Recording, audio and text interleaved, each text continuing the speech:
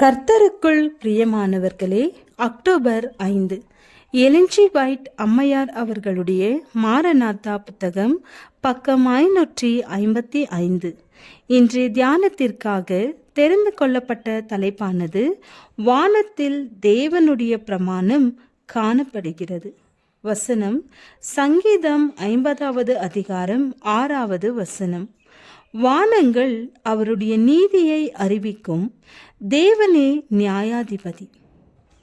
மேகங்கள் விலகின, இருபக்கமும் நிலவிய இருண்ட சீற்றத்தோடு குமுறிய ஆகாய விரிவிற்கு நேர்மாறாக மிகுந்த மகிமையோடு நட்சத்திரங்கள் நிறைந்த வானம் காணப்பட்டது.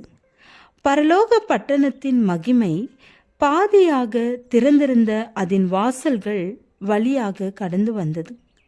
ஆலயத்தினுள்ளே தேவனுடைய கைவிரலினால் எழுதப்பட்ட 10 கற்பனைகள் அடங்கிய கற்பலகைகள் தங்கள் மறைவிடத்திலிருந்து எடுத்து வரப்படும். அதிலே தேவனுடைய விரலினால் எழுதப்பட்ட 10 கற்பனைகளும் காணப்படும். உடன்படிக்கை பெட்டிக்குள் இருக்கிற இந்த கற்பலகைகள் சத்தியத்திற்கும் தேவனுடைய சட்டங்களுக்கும் நாம் கட்டுப்பட்டிருக்கிறோம் என்பதற்கு ஆதாரமாக இருக்கும். புனித காரியங்களின் மதிப்பை குலைத்து போட்ட எண்ணங்களும் இதயங்களும் தாங்கள் யெகோவாவின் காலங்களையும் பிரமாணங்களையும் மாற்ற வல்லமை படைத்தவர்கள் என்று எண்ணிக்கொண்டார்கள். ஆனால் ஆரம்பத்தில் கொடுக்கப்பட்ட கட்டளைகள் 2 கற்பலகைகளில் எழுதப்பட்டு தேவனுடைய உடன்படிக்கை பெட்டியினுள் பரலோக ஆவண கூட்டத்திலே பத்திரமாக இருக்கிறது. கிருபாசனத்திற்கு கீழே இருக்கிற அந்த பரிசுத்தமான மறைவிடத்திலிருந்து பூமியில் இருக்கிற எந்த வல்லமையும் அவைகளை எடுக்க முடியாது.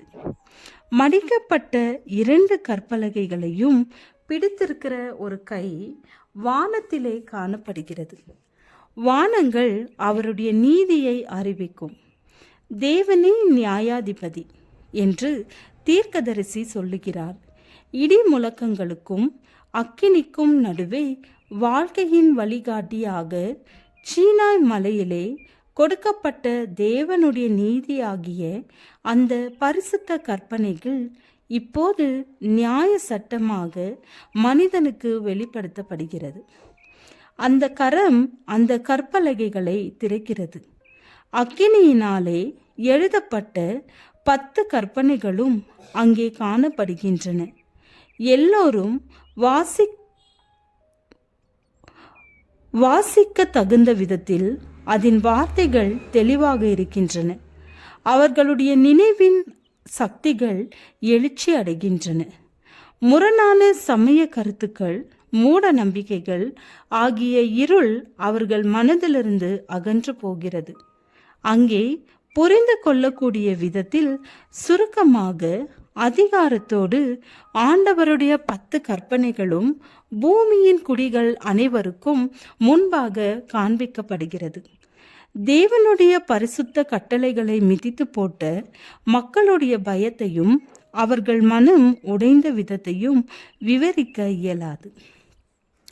ஊழியக்காரரிலிருந்து கடைசி மனிதன் வரை ஆண்டவருடைய கற்பனைகளுக்கு எதிரிகளாயிருந்தவர்கள் அனைவரும் சத்தியம் என்றால் என்ன, அதற்கு நாம் செய்ய வேண்டிய கடமை என்ன என்கிறதை உணர்கிறார்கள்.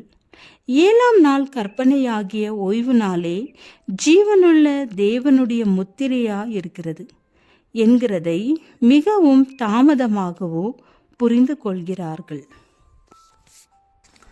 ஜெபம். பிதாவே, எங்கள் பாவங்களை அறிக்கையிட்டு மன்னிப்பை பெற்று உம்முடைய நீதியை நிலைநாட்ட எங்களுக்கு உதவி அருளும். ஆமேன்.